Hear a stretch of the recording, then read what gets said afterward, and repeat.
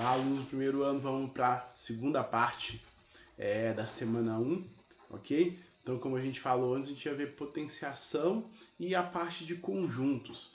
Então, pessoal, a gente vai ver a união e intersecção de conjuntos. Primeiro, o que vem a ser conjunto? Conjunto vai ser uma coleção de elementos. No caso da matemática, certo? Vai ser uma coleção de símbolos ou que pode ser representado ou por letras ou por números, ok? E aí, dentro dessa coleção, a gente tem duas operações que nos auxiliam e muito na resolução de alguns problemas que parecem simples, mas na hora do vamos ver a gente acaba confundindo. E quais que são essas operações? A primeira dela é a união. A união, o próprio nome já explica o que é, certo? Então, quando a gente tem a união de conjuntos, a gente vai juntar todos os elementos que estão relacionados. Ou seja, a gente vai fazer a junção desses elementos. Por exemplo, aqui, ó, nós temos, dado o conjunto A, 5, 6, 8 e 9, e o conjunto B, 0, 1, 2, 3 e 5. Aí, qual que vai ser o conjunto união, certo? Então, a união desses dois vai ser o quê? Vai ser nós pegarmos e fazermos a junção do conjunto A com o conjunto B, ok? Então vai ficar 0, 1, 2, 3, 4 e 5, que é do conjunto A, certo? E aí, quando a gente tem elementos repetidos, a gente não precisa repetir esses elementos. E 5, 6, 8 e 9, que é do conjunto A. E para poder representar essa união, ok? Nós utilizamos esse símbolo aqui, ó, que parece um U, ok? Mas um pouquinho mais aberto. Esse símbolo aqui significa união. Então a gente lê assim, ó, A união com B, ok? E aí, além de representar dessa forma, entre chaves, a representação do conjunto, a gente também pode representar através de um diagrama, certo? Que é o chamado diagrama de Venn, certo? Então aqui a gente tem, ó, a união, a junção desses dois conjuntos, ó, o conjunto A, ok? Que é o conjunto que 5, 6, 8 e 9. Então todo mundo que está aqui dentro do conjunto A, e o conjunto B, ó, que é 0, 1, 2, 3, 4 e 5, o conjunto B.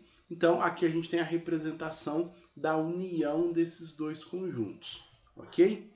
O outro, pessoal, a outra operação é a intersecção do conjunto. E aí o que vem a ser a intersecção? São os elementos que fazem parte em comum dos dois conjuntos. Ou seja, eu tenho no conjunto A como tenho no conjunto B. Por exemplo, ó, aqui a gente vai ter o seguinte, ó, dado o conjunto A 1, 2, 3, 4 e 5 e o conjunto B 3, 4, 5, 6 e 7, então qual que vai ser o conjunto intersecção deles? O conjunto intersecção deles vai ser o quê? O que tem em comum em A e em B. Então quem que tem em comum em A e em B? O 3, o 4 e o 5, ok? E aqui notem, ó, que o símbolo de intersecção, certo? Ele parece aqui um U virado de cabeça para baixo. E aí a gente faz a leitura da seguinte maneira: A intersecção com B. E aí, como no outro caso, a gente pode representar ele através de um diagrama. Presta atenção nesse diagrama, porque esse diagrama ele vai ser bem importante para a gente resolver problemas relacionados à quantidade. Então aqui a gente tem, ó, o conjunto A, ok? 1, 2, 3, 4 e 5. E o conjunto B, 3, 4, 5, 6 e 7. Então note que o seguinte, ó, esses dois conjuntos, ó, esse pedacinho aqui no meio, ó, significa a intersecção desses dois conjuntos. Ou seja, são os elementos que pertencem tanto a A como pertencem a B. Então vamos ver como é que a gente vai utilizar essa ideia para poder resolver alguns probleminhas.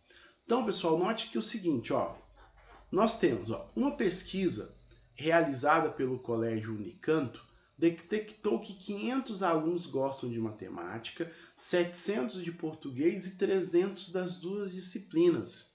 E 1.000 alunos afirmam não gostar de nenhuma destas. Nestas condições, quantos foram os entrevistados? Então, pessoal, aqui, ó, o que ocorre? Normalmente o pessoal tem o costume de começar aqui, ó. 500 alunos gostam de português, certo? 500 alunos gostam de matemática, 700 gostam de português, 300 gostam de matemática, ok? E 1000 não gostam de nenhuma das duas, ou seja, 1000 está fora. E aí pega e soma. Então a gente tem 1000, 1500, 1800 mais 700, 2500. Ou seja, é o erro que a maioria das pessoas cometem. E esse erro já é até previsível na resolução dos exercícios. Ok? Por quê, pessoal? Por que está errado? Pelo seguinte, ó. Lembra, ó, se a gente pegar e olhar aqui, ó, essa parte aqui e essa parte aqui faz parte da matemática. Se eu colocar 500 aqui e 300 aqui, a hora que eu somo daqui, 800 gostam de matemática e não 500. Então, ou seja, eu cometo um erro. Por isso, pessoal, que a gente começa pelo quê? A gente começa pela restrição. O que é a restrição? A gente começa pela o que gostam dos dois, ou seja, pela intersecção. Então a gente vai começar por aqui, ó. A gente sabe que 300 gostam das duas disciplinas. Então, ó, esse pedacinho aqui em verde mais escuro é que representa a intersecção. Então aqui a gente tem 300 alunos. Aí eu tenho 500 que gostam de matemática. Só que desses 500, pessoal, 300, ó, já está aqui dentro. Então quer dizer que só sobram o quê? 200 que gostam unicamente de matemática. E aqui a mesma coisa, ó. Nós temos que o quê? 700 gostam de português. Só que aqui ó, a gente já tem 300 alunos que gostam de português. Quer dizer que para completar os 700, faltam 400 alunos, ok? E aí nós temos aqueles 1000 alunos que não gostam de nenhuma dessas disciplinas. Então, quando não gosta, quando não pertence, esse 1000 é para fora. Okay? E aí, para a gente chegar à quantidade, basta a gente pegar e somar 200 que gosta só de matemática, mais 300 que gosta de matemática e português, mais 400 que gosta só de português e mais 1000 que não gosta de nenhuma. Então, 200, 300, 500, mais 400, 900, mais 1000, 1900 alunos. Ok? Então, para a gente compreender bem, vamos aqui para um exemplo que está lá na apostila de vocês. Okay? É o exemplo que ele resolve lá. Ó. Então, ó, mais ou menos o mesmo procedimento. Ó. O que ele tem? Ó? 42 alunos de uma sala de primeiro ano do ensino médio, 37 foram aprovados em matemática, certo? 32 foram aprovados em matemática e língua portuguesa. E 36 foram aprovados em língua portuguesa.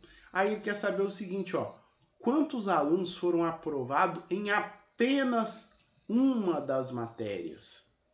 Então, como que a gente vai fazer? Ó, a mesma coisa, pessoal. A gente vai utilizar aqui o diagrama de Venn, ok? Então, um representando a parte de matemática, outro representando a parte de português. E a gente inicia pela intersecção, ó. 32 foram aprovados tanto em matemática como em português. Então, o 32, ó, ele vem aqui na intersecção, ok? Agora, ó, a gente sabe que o seguinte, ó, 37 ao todo foram aprovados em matemática. Então, se aqui a gente já tem 32, para 37 falta quanto? 5, ok?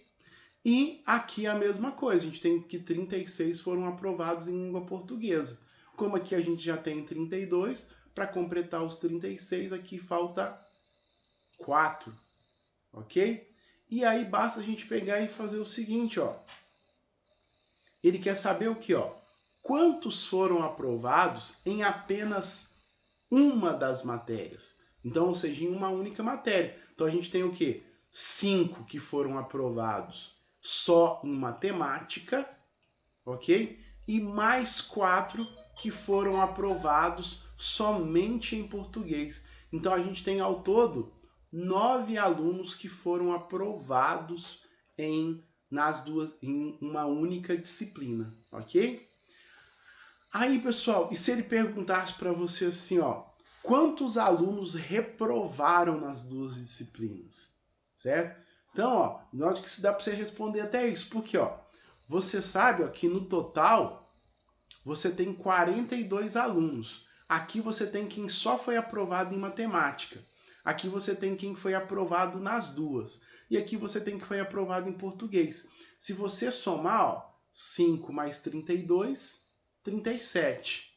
Mais 4, 41. Então aqui, ó, tem 41. Só que na turma, ó, tinha 42. Ok? Então quer dizer que teve um aluno dessa turma que ele foi reprovado nas duas disciplinas, tanto em matemática como em português. Ok? Então, essa relação do diagrama de Venn é muito usada, somente provas de vestibular, de concurso, tal. Então a gente precisa compreender. Então, pessoal, a gente termina por aqui. Qualquer dúvida, ok? Sabe, a gente está disponível no WhatsApp, no e-mail e no Classroom, ok? Bye, bye!